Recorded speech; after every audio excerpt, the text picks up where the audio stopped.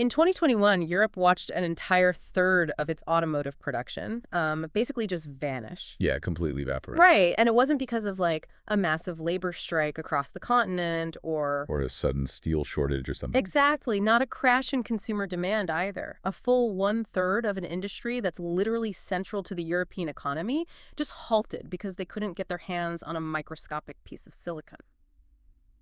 Welcome to the deep dive. Our mission today is to explore this massive, high-stakes geopolitical race for semiconductor supremacy. And, specifically, we're focusing on Europe's incredibly aggressive strategy to secure its own supply chain before the next crisis hits. Right. And to get our heads around the mechanics of this whole race, we are digging into a fascinating stack of sources today. We've got official European Commission legislative documents, some highly detailed financial analysis from Bernstein, a really deep-in-the-weeds Pasteman report, plus corporate press releases, historical market data, and global news reports. It's a lot to go through, but it really paints a complete picture. It really does. So the goal for this deep dive is to connect the dots between these massive macroeconomic policies like the European Chips Act and the real-world high-stakes drama of individual companies actually trying to, execute on that policy. Yeah, bringing it down from the government level to the actual factory floor. Exactly. And to do that, we are using a really fascinating German foundry called XFAB as our primary case study today. So whether you are actively tracking global tech equities, or maybe you're just curious about the hardware actually running your car, or, you're just fascinated by what happens when government industrial policy collides head-on with volatile stock markets, this deep dive is going to show you how global supply chains literally shape explosive financial markets. Because before we can understand why these massive multi-billion euro checks are being written today, we kind of have to look back at the structural vulnerability that absolutely terrified European lawmakers into action in the first place. Yeah, that 2020 and 2021 semiconductor shortage. Right. It exposed a glaring reality, which is that Europe has an overall global semiconductor production market share of less than 10%. Wow. Less than 10%. Less than 10. And the entire modern industrial base of Europe was resting on this just-in-time logistics model. They were just assuming that fabrication plants in Asia and design houses in the U.S. would always be able to deliver. Okay, let's unpack this. Imagine realizing the engine of your car is built entirely by a neighbor who is currently fighting with everyone on the block, and suddenly they just stop answering your calls. That is exactly the panic Europe felt. Right, because cars aren't just mechanical anymore. I mean, a modern hybrid vehicle can easily require over 3,500 individual semiconductors. So when you optimize your entire supply chain for pure efficiency and zero inventory, a single disruption halfway across the world doesn't just, delay production, it halts the entire assembly line. If we connect this to the bigger picture, chips are no longer just these consumer tech components. They are the fundamental geostrategic assets of the 21st century. I mean, they literally dictate a region's economic and military autonomy. Yeah. And while Europe was hovering below that 10% market share, the rest of the world was fundamentally restructuring. Just looking at the stated policies objectively. Okay. The U.S. is pouring historic capital into the American GPS Act while heavily restricting advanced technology exports. Right, they're putting up walls. Exactly. And simultaneously, China is executing its Made in China 2025 plan. That plan explicitly aims for 70% autonomy in chip making, and it's backed by an estimated $150 billion. So Europe is looking at a global chessboard where the two major players are heavily subsidizing their own domestic capacity and drawing very distinct lines in the sand. Yeah, and Europe realized they couldn't just rely on free trade agreements anymore. They basically had to legislate their way to industrial sovereignty. Which brings us to the European Chips Act. And the headline goal here is staggering. They want to double the EU's global market share to 20% by 2030. Which is mathematically brutal, by the way. How so? Well, the global semiconductor market itself is expanding rapidly. So to double your market share in a market that is also doubling in total size, you don't just have to double your output. You essentially have to quadruple your actual production capacity in less than a decade. Right, which means you have to identify exactly where the current system is breaking down and just flood it with capital. Looking at the framework of the CHIPS Act in our sources, it's essentially designed to solve three distinct problems. Yeah, let's break those down. So first is the lab to fab gap. Europe actually has phenomenal research institutions, but they constantly fail to commercialize that research. So the Act dedicates 3.3 billion euros through the Chips for Europe initiative to build advanced pilot lines. And they are targeting some really specific stuff there, right? Yeah, specifically targeting sub-2 nanometer gate-all-around technology and quantum chips. Sub-2 nanometer is like the holy grail right now because the gate-all-around architecture prevents electrical leakage at an atomic scale. Which is absolutely crucial for energy efficiency in these massive AI data centers. Exactly. So that's the first pillar. The second problem the Act addresses is the total lack of manufacturing gravity in Europe.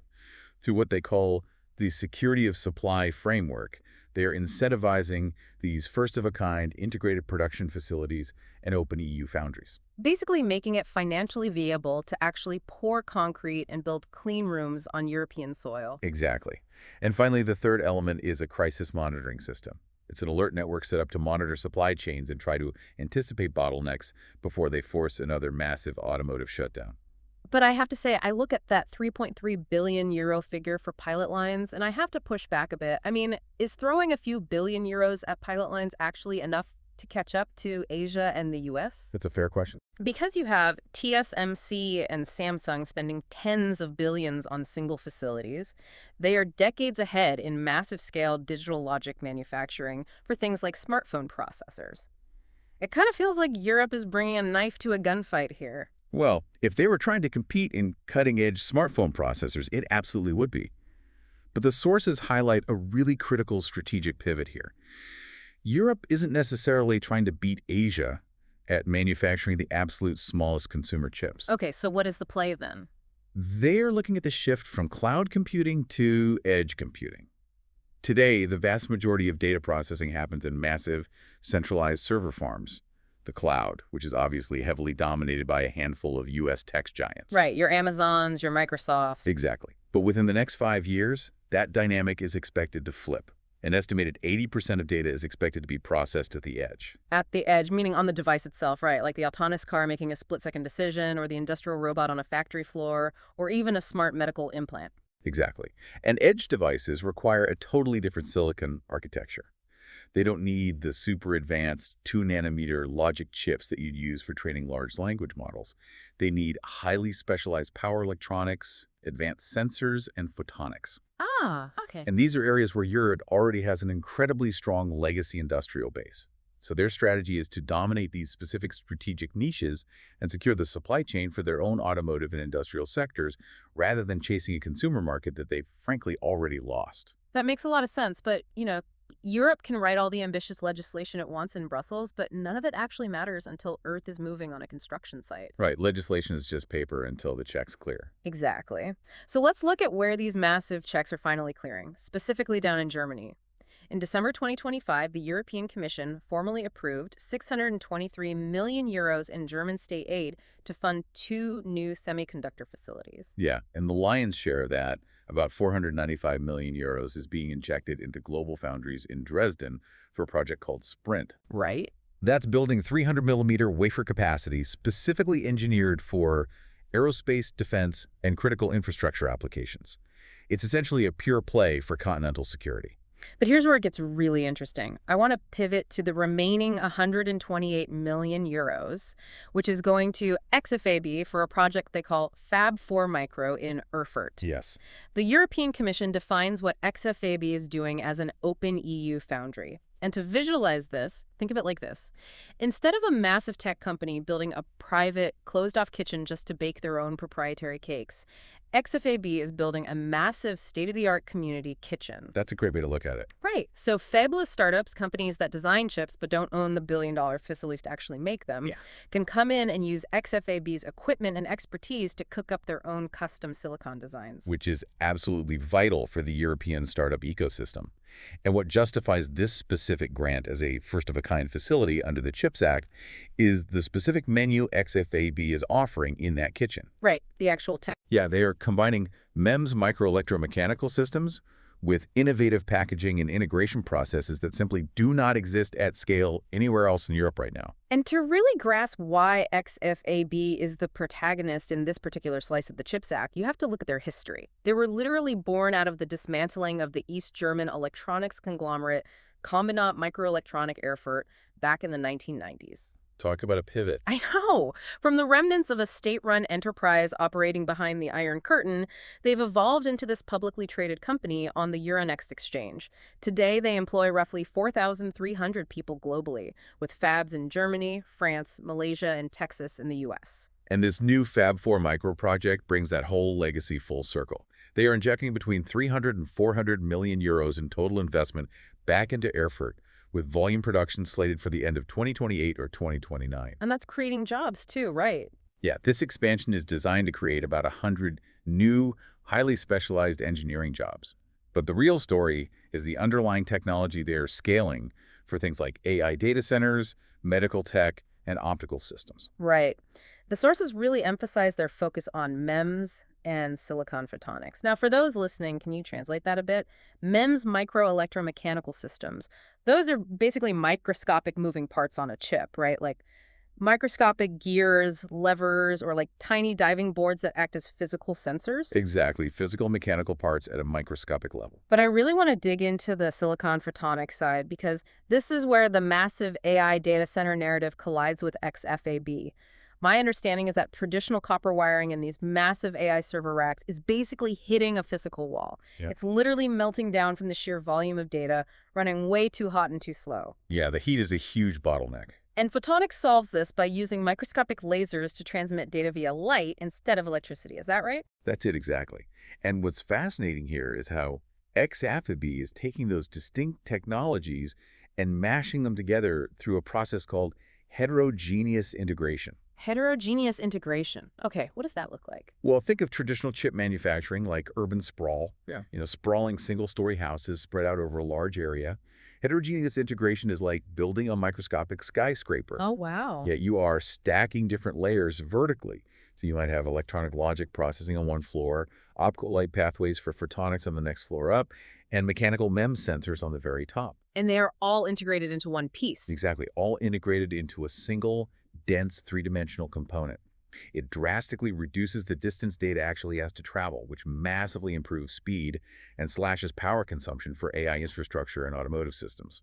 I mean, it sounds like absolute science fiction, but it's incredibly difficult to manufacture reliably without defects when you're operating at that microscopic scale. And that is exactly what this 128 million euro government grant is meant to de-risk. They need the capital to figure out how to mass produce these microscopic skyscrapers. Exactly. It's a brilliant technological narrative, and it's perfectly aligned with the geopolitical goals of the EU. But as we know, having the right technology and government backing is really only half the battle. How the ruthless, objective stock market prices that execution is a completely different story. Oh, absolutely. And the financial analysis in our sources outlines a frankly wild roller coaster for XFAB. Let's look at the bull case that's been driving some recent market frenzy. In June 2026, Bernstein upgraded XFAB to outperform, and they jacked their price target way up from €5 to 12.8. That's a huge jump. It is. And their entire thesis was that the broader market was completely asleep at the wheel regarding XFAB's silicon photonics capabilities. They specifically pointed to their partnership with NVIDIA through the Photonics Fab Consortium. And, analyst upgrades happen all the time, but this one catalyzed a real viral moment. On May 27th, 2026, an influential account on X posted a deep dive into XFAB, highlighting those exact silicon photonics opportunities, the AI infrastructure play, and obviously the European subsidies. Right.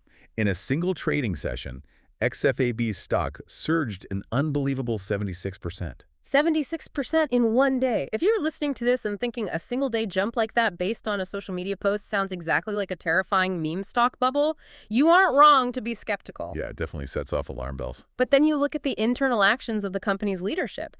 Damian Mack, the new CEO, executed what the Pastebin financial analysis calls the ultimate contrarian signal. Oh yeah, this was wild. He stepped in and bought 22,574 shares of his own company on the open market, using roughly 3.9 million euros of his own personal capital. The analysts explicitly track this as the strongest insider buying signal among all EU chip stocks. I mean, that level of insider buying is a massive statement. When a new CEO commits almost 4 million euros of their own net worth right after taking the helm, they're signaling extreme personal conviction in their own turnaround strategy. Right. However, The financial models in our sources show exactly why a turnaround is so desperately needed in the first place. The underlying fundamentals are flashing bright red. Yeah, let's pull back the curtain on the bear case here because it's pretty Okay. heavy. The markdown analysis notes XFAB is carrying an Altman Z-score of 1.35. Now, that formula measures the probability of a company entering bankruptcy, and anything below 1.8 is firmly in the distress zone. Plus, they are sitting on $472 million in debt. Which is not insignificant. Not at all. And then there is the collapse of their previous big growth thesis, silicon carbide or ASIC. Right. Silicon carbide is absolutely crucial for electric vehicles because it handles high voltages far more efficiently than standard silicon. And a few years ago, XFAB leaned heavily into manufacturing it. But it didn't pan out. No, because silicon carbide is notoriously brittle and incredibly difficult to manufacture with high yields. XFAB really struggled to scale it profitably, and they ultimately got crushed by massive, entrenched giants like Wolfspeed and STMicroelectronics, who actually had the capital to solve those yield issues. Ouch. Yeah, that failure led to a 60% collapse in XFAB's specific city revenue stream, which is what forced this current high-stakes pivot to photonics. And if that wasn't enough risk to navigate, there is the customer concentration issue.